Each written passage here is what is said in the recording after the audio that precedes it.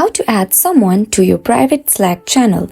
Hello everyone, I'm Sophia from Create, Login and Delete, and today I'll show you how you will be able to add someone to your private Slack channel. For that, first of all, open your Slack app. You will come to this page. Here you will see the channels that you have added in your profile. Just click on any profile. For instance, I'm choosing the second channel. Once you're here, you have two options to add the people. The first one is just simply tap on the add people option, and then this page will come and you just type the email of that person. An option is click at the top where you see the name of the channel. Once you're here, you will see the add option.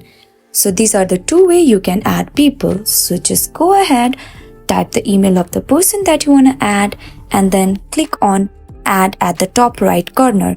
And that's it. That's how you add someone to your private Slack channel. Hope this video was helpful. If it was, please like, share and subscribe. See you guys in my next video.